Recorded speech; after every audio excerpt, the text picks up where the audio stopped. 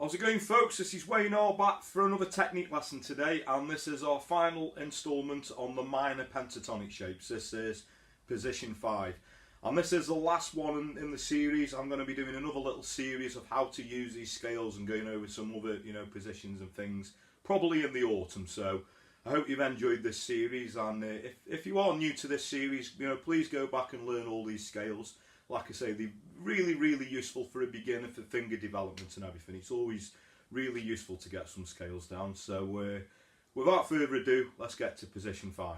Okay, so I'm hoping you've got all the other scales down. This is all in the key of a G. We previously talked about position 1, which started on the 3rd fret, position 2, which started on the 6th fret, position 3, which started on the 8th fret. The 4th position started on the 10th fret, and this one is going to start on the 13th fret. Okay, so we're quite high up the fretboard now. So this one is going to be, so I'll read the fret numbers out. So we're going to go 13, 15. That's on the E string. We're going to do the same on the A string. Okay, when we get to the D, we're going to go 12 to 15. We're going to do the same on the G. And then the B string, we're going to go back to 13, 15. And then 13, 15, that will be on the top E string.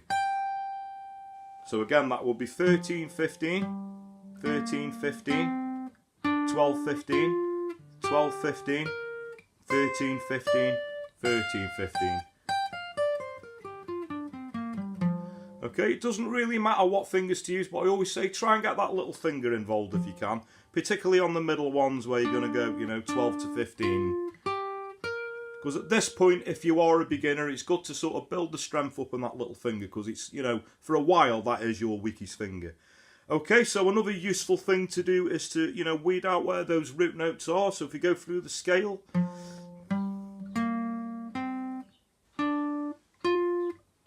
Okay, so we got one there. That's on the G on the 12th fret.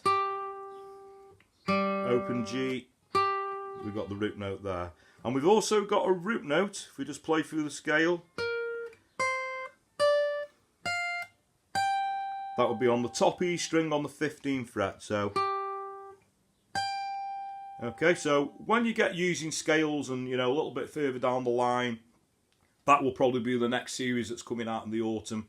We're going to make some little licks and things up, and it's really useful to know where those root notes are to sort of resolve, licks and make them sound complete. But all will come apparent, once you've got these scales down.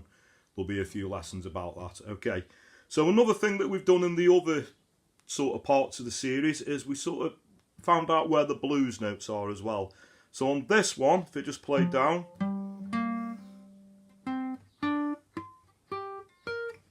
So on the B string, it's going to be on the 14th fret.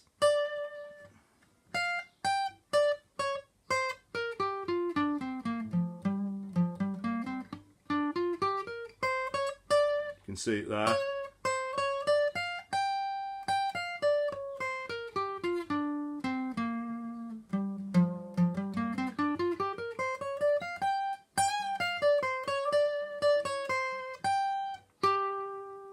Okay, and another useful thing to know, once we've gone through 5 positions, if you've got room on the fretboard, you could actually get the original position in again, position 1. Now that would be on the 15th fret. Quite difficult on this, on an acoustic guitar, but basically on the 15th fret, we're back to the original position.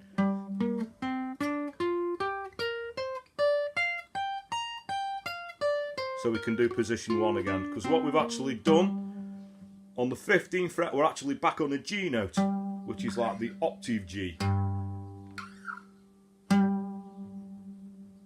Okay, so, and there we go. Let's hope you can get all those 5 positions down. Okay, so thanks very much for watching this series. I hope you've enjoyed that. I've had some great feedback. Obviously, I know my songs are a lot more popular, but I do think it's useful, as I always say, for finger development. If you are sort of a beginner stroke intermediate player, some people never ever look at scales, and I think it's really useful to get down, because it makes it useful to, one, look at guitar solos, licks, even riffs, or even little licks that go in within chords, you know, to sort of soup songs up, acoustic strummy songs, with little things added in that make it sound a little bit more sort of spectacular, you know, make it really stand out. So I do think it is really useful to learn scales. So like I say, I really hope you've enjoyed this series, and I'm going to be back with another series. I'm going to leave it obviously over the summer. I hope everybody can look at this and have time to get this down. And then in the autumn, hopefully I'm going to come back and show you what to do with these scales. We're going to look at some licks and maybe playing along to some backing tracks and things like that. So thanks very much for watching this series, and I will catch you probably in the autumn for the next series. Until then, take care.